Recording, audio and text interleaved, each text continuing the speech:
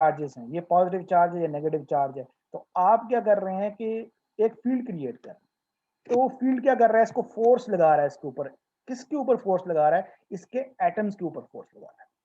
इसके एटम्स ऐसे डिजाइन हुए हैं कि इसने करंट नहीं फ्लो करवाना, लेकिन इसके एटम्स के ऊपर जो है हम क्या कर रहे हैं, इसके एटम्स के ऊपर जो है हम एक फोर्स अप्लाई कर रहे हैं।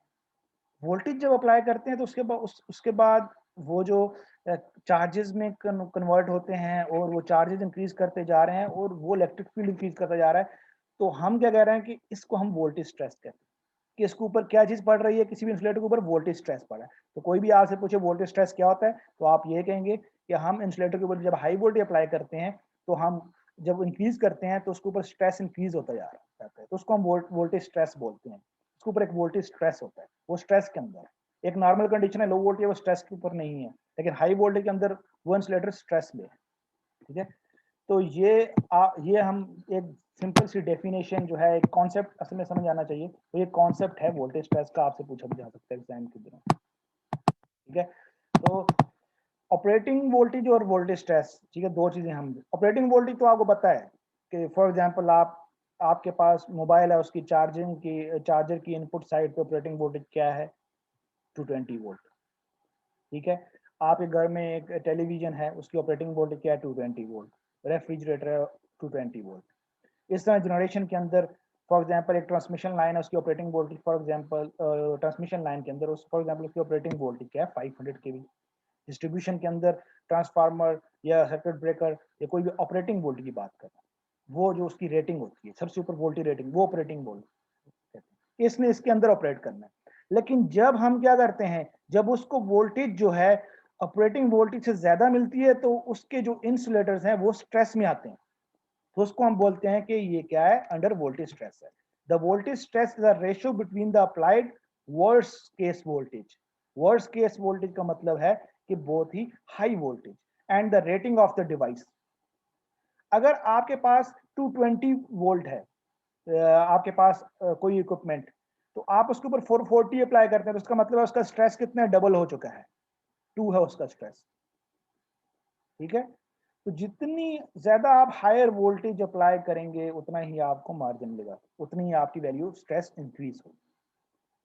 ठीक है, तो ये इसको हम वोल्टेज स्ट्रेस कहते हैं। ये इसलिए आपको बताया जा रहा है क्योंकि ये टर्म्स हम यूज करेंगे कि वोल्टेज स्ट्रेस है, बार बार डिस्कस करेंगे कि नहीं इसके ऊपर वोल्टेज स्ट्रेस है, तो इसलिए आपको पता होना चाहिए वोल्टेज स्ट्रेस क्या है।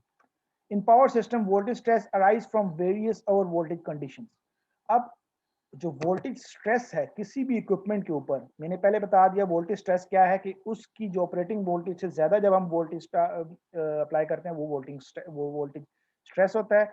और अगर हम दोनों की रेशियो निकालें तो हमें पता चल जाता है कितने टाइम ज्यादा वोल्टेज अप्लाई हुई है। मे बी 0.5 टाइम ज्यादा अप्लाई हुई है, 1 टाइम अप्लाई हुई है, 2 टाइम अप्लाई हुई है, उतनी ही उसकी स्ट्रेस इंक्रीज करता जा रहा है। और वर्स्ट केस वोल्टेज में हम नॉर्मली कहते हैं कि इसके ऊपर वोल्टेज स्ट्रेस है। नॉर्मल हम नहीं कहते, लेकिन वर्स्ट केस के अंदर कहते हैं कि इसके ऊपर वोल्टेज स्ट्रेस है। इसका मतलब है कि इंसुलेटर खराब हो चुका है या फिर हमने गलत इंसुलेटर इस्तेमाल किया है, क्योंकि इसके ऊपर वोल्टेज स्ट्रेस है। तो वोल्टेज स्ट्रेस हमें नहीं चाहिए, हमें नॉर्मल कंडीशन चाहिए। तो वोल्टेज स्ट्रेस आते किस वजह से है? किसी वजह से होता है, इसलिए होता है कि हमारे पास पावर सिस्टम के अंदर ट्रांसमिशन लाइन होगी, ट्रांसफार्मर हो गया, डिस्ट्रीब्यूशन सिस्टम हो गया, उसमें दो किस्म के स्ट्रेस, दो दो रीजन होती हैं स्ट्रेस आने की, या तो इंटरनल रीजन है या एक्सटर्नल रीजन।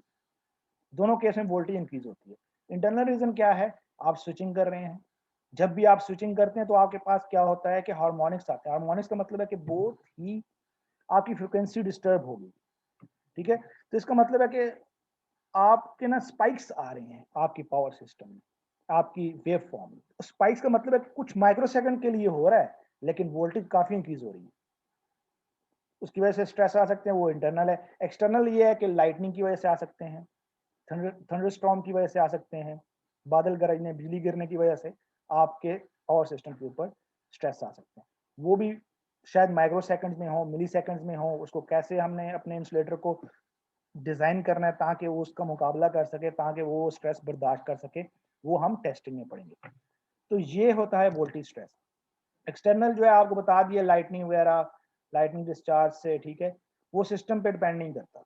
तो हमने दो चीजों के लिए प्रिपेयर करना है अपना इंसुलेटर, एक जो है वो इंटरनल वोल्टेज स्ट्रेसेस के लिए, एक एक्सटर्नल के लिए।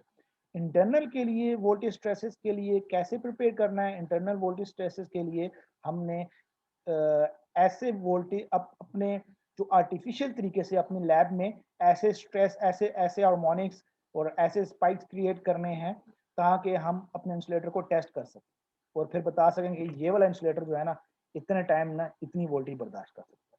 ठीक है, ये वोल्टेज स्ट्रेस है। इंटरनल ओवर वोल्टेज जनरेटेड, मैंने बता दिया ऑलरेडी कि वोल्टेज फ्लक्चुएशंस होती हैं, स्विचिंग होती है, ओवर वोल्टेज होते हैं, किसी भी वजह से हो सकते हैं। अब आपका वोल्टेज स्ट्रेस में कोई क्वेश्चन है, कंफ्यूजन आप पूछ सकते हैं क्योंकि ये बहुत इंपॉर्टेंट है, आपको एग्जाम में आ सकता है, क्विज में आ सकता है। और ये ऐसे नहीं आएगा